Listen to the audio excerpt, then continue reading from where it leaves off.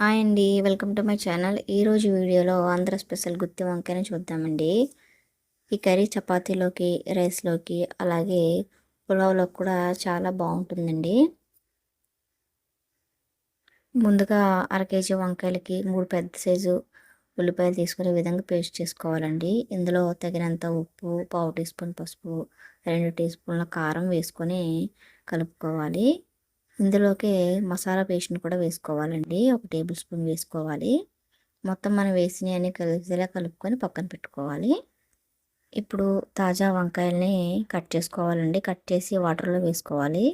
పెద్ద వంకాయ అయితే ఈ విధంగా 6 ముక్కలుగాను, చిన్నదైతే 4 ముక్కలు కట్ చేసుకోవాలి. ఇప్పుడు మనం తయారు చేసుకున్న పేస్ట్ని ఈ వంకాయలన్నిటిలో స్టఫ్ చేసుకొని పక్కన పెట్టుకోవాలండి. వంకాయలు కట్ చేసినప్పుడు ఉప్పు నీటిలో వేసుకోవాలండి. ఉప్పు నీటిలో వేసుకున్నట్లయితే చేదు రాకుండా ఉంటాయి. ఈ విధంగా ఈ మసాలా అన్నిటిని పెట్టుకొని పక్కన పెట్టుకోవాలండి. మరి ఎక్కువసేపు పక్కన ఉంచకూడదండి, చేదు వచ్చేస్తాయి.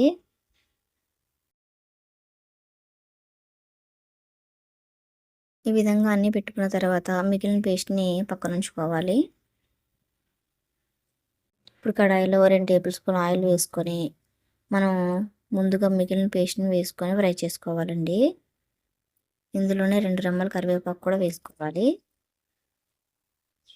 ఈ పేస్ట్ని మొత్తం గోల్డెన్ బ్రౌన్ కలర్ వచ్చేంత వరకు వేయించుకొని మనం స్టఫ్ చేసుకున్న వంకాయలను కూడా వేసుకొని మూత పెట్టి ఒక 10 నిమిషాలు కలపకుండా మగ్గించుకోవాలండి.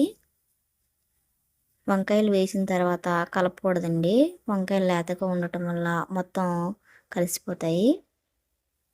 ఈ విధంగా ఒక 5 నిమిషాల తర్వాత వంకాయలు అటు నుంచి ఇటువైపు తిప్పుకొని మరొక 5 నిమిషాలు మగ్గించుకోవాలండి. వంకాయలను ఎప్పుడూ అతిగా కలపకూడదండి, మెత్తగా అయిపోతాయి.